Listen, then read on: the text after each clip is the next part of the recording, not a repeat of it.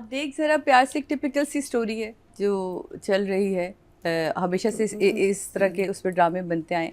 मुझे यहाँ 2-4 जगह कन्फ्यूजन लगी। वो अच्छे आर्टिस्ट को आप ज़ाया कर रहे हैं। एपिसोड्स शुरू हुई हमने जब देखा, हम तो अभी लास्ट के 2 एपिसोड्स को आप करें, लेकिन मैं तो कि इस पे नाना की डेथ का होना मुझे बहुत, नाना की डेथ जहाँ नाना के पास सारी ज़िंदगी वो पली है, वो जाके सो गई, आपने उसको इंजेक्शन दिया, आपने वो इतना रोई के सुला दिया।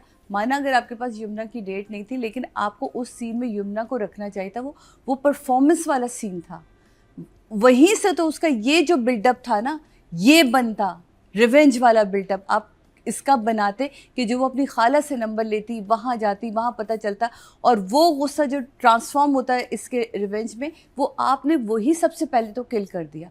कि जो नाना जिसके लिए वो सारी ज़िंदगी उनके साथ रही, अपनी दादी से दूर रही कि मुझे नाना के साथ रहना है, वो उसने उनका आखिरी दीदार ही नहीं किया। ये सबसे बड़ा मेरे लिए सवालिया निशान था।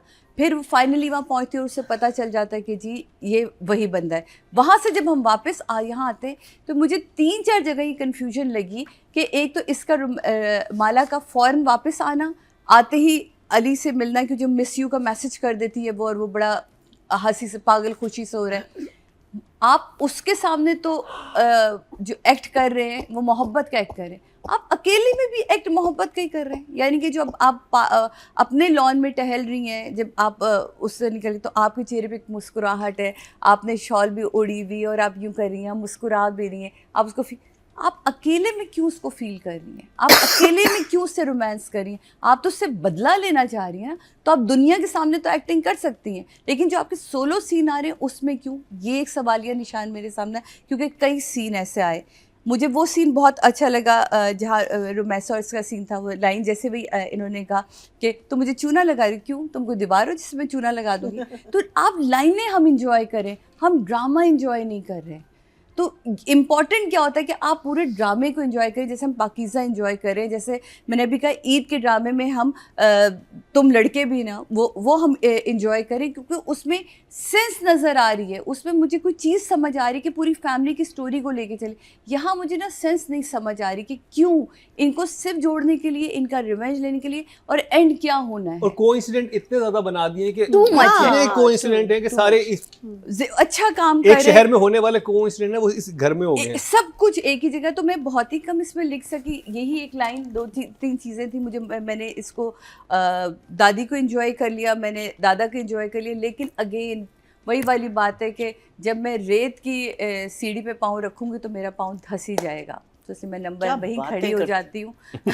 I love the way, कहती क्या you just रेत की सीढ़ी पे पाँव, और सीढ़ियों का क्या कहते हैं आपने, यही कि कैसे अगर सीढ़ियाँ क्या चढ़ रही थी।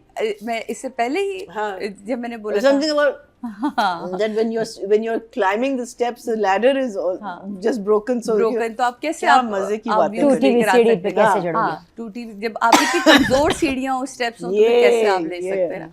तो please music to my ear, तो ऐसे जुमले होने चाहिए। Thank you so much. But फिर मैं यही कहना चाहूँगी कि ऐसे में आके राइटर के भी नंबर कटते हैं, डायरेक्टर के भी नंबर कटते हैं, आर्टिस्ट जितनी भी जान मान लें, लेकिन वो ड्रामा फिर ऐसी हवाओं में उड़ रहा होता है। तो मेरे लिए फ़िलहाल राइटर खड़े हैं 5 पे, डायरेक्टर जो हैं वो है 6 पे। 5 and 6 नादिया। आई थिंक हम टीवी को ऐसे कास्ट के साथ, ऐसे स्टार्स के साथ बहुत आला ड्रामा बनाना चाहिए था। पूरा साल प्लानिंग होती है, रमज़ान प्ले करना है, बहुत सारी डेट्स हैं आपके पास, द यमुना और हमजा हैं, बिल्कुल, और आप क्या कर रहे हैं। और एक बहुत ही देखा जाए मीडियोकर स्क्रिप्ट है ये उसके हिसाब से। अच्छा, मुझे जो ये गलतियाँ थी ना, मैंने कहा नहीं शायद मुझे समझ नहीं आ रही, मैं ओवरवर्कड हूँ, मुझे ये सवाल लग रहे हैं, इनको नहीं पता है, मैंने कहा नहीं कोई होगा कनेक्शन, मे बी मेरी समझ में नहीं आ रहा, और अभी आप वही बातें कर रहे हो। तो ये मैंने ओवरवर्कड होके भी नोटिस किया कि इसको ये क्यों नहीं पता। फिर मुझे ये भी लगता है कि थोड़ा कुछ ज़्यादा ही स्ट्रेंज है। हमजा एक नॉर्मल समझदार लड़का है, उसको नहीं लग रहा कि इस लड़की की सेम मेरे टाइम लाइन पर शादी हो रही थी, इसकी भी, और इसकी शादी रुक गई और लड़के ने मना कर दिया। तो उसके बाद तो आपको हमजा को ऐसे कहे हेलो तुम्हें समझ नहीं आ रही, ये क्या पता वही लड़की हो, हेलो इधर देखो, लुक उसका वो थोड़ा फोकस खराब हो गया है। और मुझे ये लग रहा है मैं इसको ऐसे करूँ, हमजा को ये तो पता था ना कि दादा और जिसके साथ इसकी शादी हो रही हो बेस्ट फ्रेंड, बेस्ट फ्रेंड, ये तो पता था। हाँ, अब वो बेस्ट फ्रेंड की डेथ भी हो गई है। ये भी अपने दादा की। अच्छा वो नाना की- मैं कह रहा हूँ वो भी चले। और शहद भी वही। नहीं अब नहीं हजम होता कि इतना कोइंसिडेंस हो गया आपका कि, और ये देखो कि वैसे ये रुमेला को ख्याल करना चाहिए कि इस लड़के ने इसको छोड़ा इसकी वजह से, इसके लिए देखा जाए तो, हाँ है ना? यही कारण है। है ना? छोड़ा भी इसी के लिए तो क्यों नाराज होगी, भागा भी शादी से तो इसी के लिए। स्ट्रेंज। तो ये जरा आई थिंक सिनेरियो, देखिए ये सिनेरियो बहुत इंटरेस्टिंग है, interesting ये मजे का, लेकिन यहाँ तक पहुंचने के लिए जो लॉजिक बनाई गई है ना वो बहुत फुस है। और कहानी, हाँ कहानी उसमें, बहुत फुस और उसमें अभी जो डायलॉग्स आ रहे हैं मुझे बड़े मजे के, बड़े आयरॉनिक डायलॉग होते हैं। वो लड़का बात करता है, वो आगे से कोई जवाब देती है कि अच्छा ज़्यादा है उसके पास, उसने कई तरह के, यहाँ वो एक अच्छी वाली पोती भी बन रही है, फिर वहाँ रोमांस भी कर रही है, वहाँ रिवेंज भी उसमें, तो काफ़ी शेड्स हैं उसके Shades पास हैं ना, उसमें। तो वो खेलने का भी मार्जिन है। और आई भी माशाल्लाह इतनी प्यारी है, यंग लग रही है, क्यूट लग रही है, अच्छा है। लेकिन हमजा अगेन वही वाली बात है कि आप बहुत अच्छे आर्टिस्ट हैं और आपकी कॉमिक टाइमिंग तो आपके खून में आई है, आपके ब्लड लाइन में, तो ये तो है ही कमाल कि वो इतना अच्छा सीन था जहाँ वो रुमैसा झांकती, और वो अभी हमने जिक्र किया, वो अच्छा था।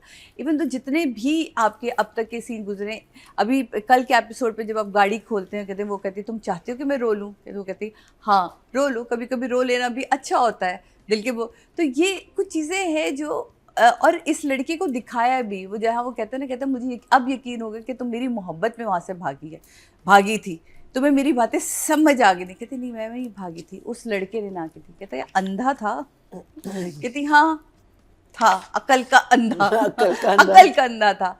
हमें अब तो वो हमें तो कहती है आमीन, कहता तो कभी खुश ना अब रहते। कभी खुश, कहती है आमीन, कहती हाँ आमीन, मुझे इतना बड़ा। ये चीज़ें बहुत, आप दोनों की केमिस्ट्री इंपॉर्टेंट क्या होती है कि दो आर्टिस्टों की केमिस्ट्री नज़र आए, वो ये ना लगे कि एक अलग जोन में चल रहा है और एक अलग जोन में चल रहा है। तो यहाँ दोनों की केमिस्ट्री नज़र आ रही है, जबकि दो कज़न्स की केमिस्ट्री कम नज़र आ रही है। यानी कि जो रुमैसा है और उसकी रूमी की केमिस्ट्री मुझे कम इस दफ़ा दिखाई दी। I don't know why.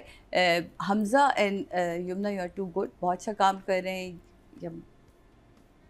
Yamuna के लिए 8.5 एंड आपके लिए 8 हमज़ा। नादिया अच्छा मैंने अपने बेटे से पूछा ना, जो जेनजी है, कि भाई तुम्हें खूबसूरत हसीन लड़की पसंद है या क्यूट एंड फनी, तो अजान सेड क्यूट मम, क्यूट एंड फनी। तो अब ये देखें कि वो जो एक कहते हैं ना कि लेवल ऑफ ब्यूटी अट्रैक्शन, आज की जनरेशन को क्यूटनेस है, लड़के बड़े बहुत पसंद करते हैं लड़कियां जो मासूम हो, क्यूट हो, और फेस वाइज ही मैं बता रही हूँ ना, तो वो यमुना वो उसको परफेक्टली उसमें फिट आती है कि क्यूट है, फनी है, और हसीन भी बहुत है ना। नहीं बट मुझे क्यूट एंड फनी वाला है ना, वो एक अलग कैटेगरी है, क्यूट है, वो बाकी है। Yamuna is cute. हाँ खैर तो यार, हसीन कुछ तो बहुत हसीन ही एक ज्यादा अलग- मैं तो लास्ट वाली एपिसोड क्यों देख ज्यादा यमुना फैन हुए हुए हैं। मुझे भाई जो मुझे हसीन की डेफिनेशन अलग Yumna है, is, क्यूट की Yumna डेफिनेशन is a अलग है। good looking girl, but she doesn't come into the category of beautiful, or she doesn't come into that, but she is a Haseen. good looking girl. Yeah, and she's a good looking she's and very cute.